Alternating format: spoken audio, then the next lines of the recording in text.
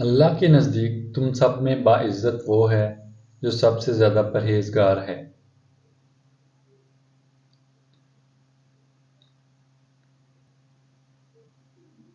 کیا یہ سزا نہیں کہ سب کچھ ہونے کے باوجود سجدے کی توفیق نہ ہو؟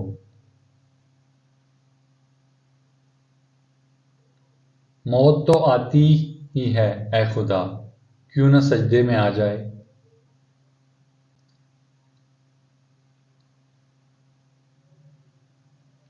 خوبصورت مقامات دیکھنے کا شوق ہے تو کثرت سے عبادت کیا کریں، کیونکہ بے حد خوبصورت ہے خدا۔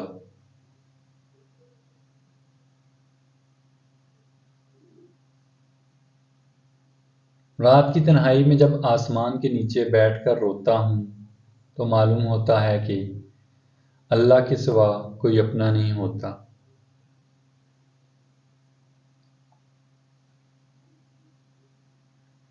انسان کی سب سے بڑی ہجرت گناہوں سے نیکی کی طرف سفر کرنا ہے۔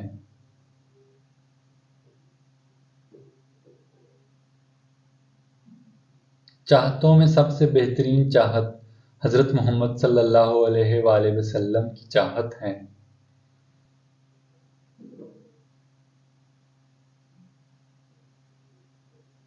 کامیاب زندگی یہ نہیں کہ ہم کتنے خوش ہیں، کامیاب زندگی یہ ہے کہ ہمارا اللہ اور اللہ کی مخلوق ہم سے کتنی خوش ہے۔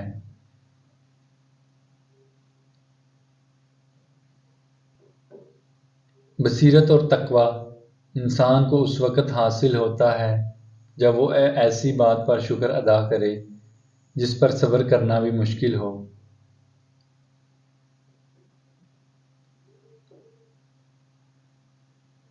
شوہر سے محبت، شوہر سے وفا، شوہر پر اپنا سب کچھ قربان کر دینے کی سب سے بہترین مثال ہے۔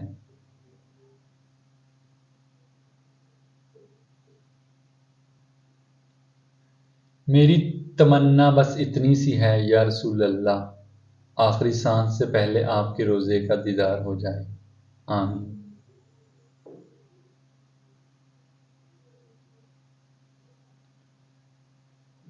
غم زدوں کے لیے رحمت مصطفیٰ صلی اللہ علیہ وآلہ وسلم وہ سمندر ہیں جس کا کوئی کنارہ نہیں۔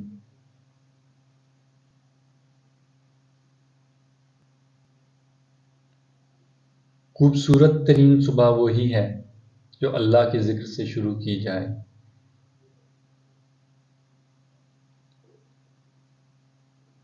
جسم سے روح تو نکل سکتی ہے لیکن دل سے یاد مدینے والے کی نہیں نکل سکتی۔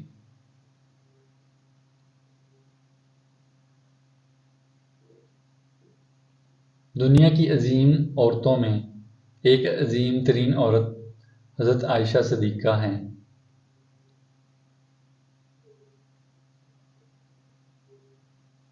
تمام رشتوں میں سب سے کمزور رشتہ آپ کے جسم اور روح کا ہے، نہ جانے کس وقت اور کہاں ٹوٹ جائے۔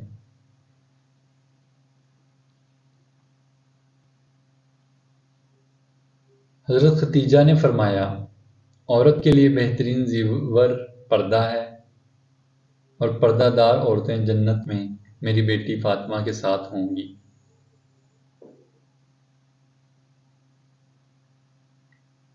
کسی کو اس کی زندگی میں معاف کر دینا اس کی قبر پر فاتحہ پڑھنے سے بہتر ہے۔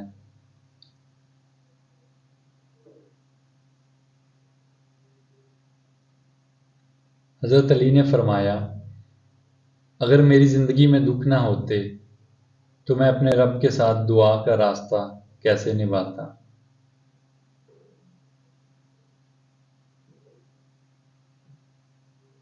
سر جھکانے کی خوبصورتی بھی کمال کی ہوتی ہے، سجدے زمین پر کرو تو دعائیں آسمان تک جاتی ہیں۔